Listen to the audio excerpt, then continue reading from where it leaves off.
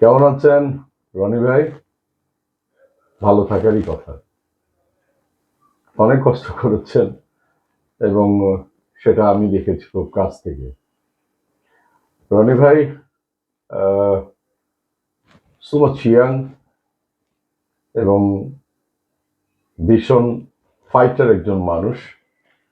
আর আপনার বাবাও অনেক অনেক অনেক কিছু করে গাজীপুরের প্রথম মেয়র হয়েছিল। আহ, এই বিগেস্ট ক্রাইসিসের মধ্যে আপনার বাবার মৃত্যুর সময় আপনি নিজেই থাকতে পারেননি।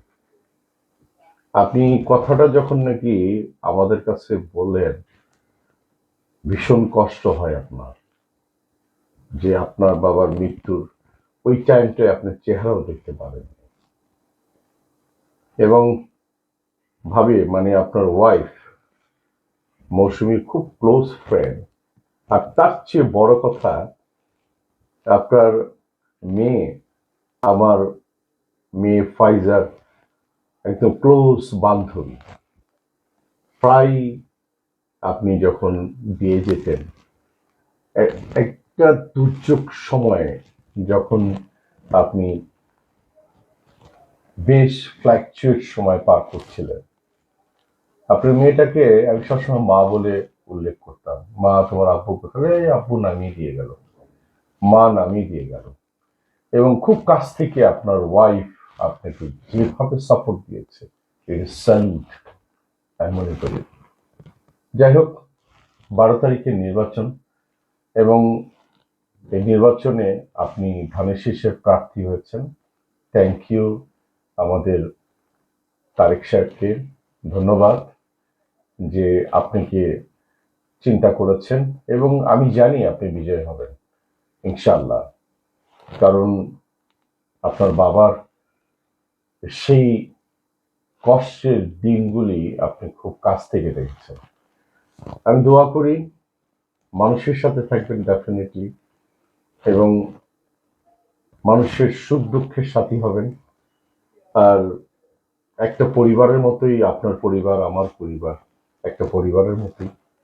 সো আপনার কথা যদি আমি না বলি, কারণ আপনার আমাদের বেশ কিছু ক্রাইসিস টাইমে আপনার অবদানটা আপনি নিজেই জানেন।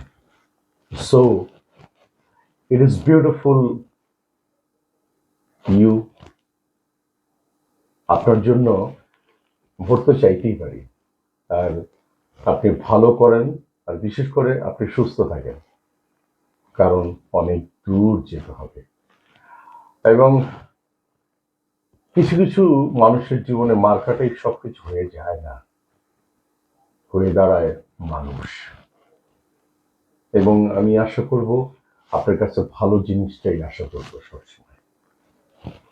সবার আগে দেশ, এটি খেয়াল করবেন। এবং গাজীপুরে আপনার সুন্দর একটি মিষ্টি খাওয়ার অনুষ্ঠানে আমি ডেফিনেটলি হাজির থাকবো। Keep in touch brother. আর সব সময় কাছাকাছি থাকবেন। থ্যাংক ইউ রনি ভাই। আপনার সুস্থতা কামনা করছি এবং জয় কামনা করছি।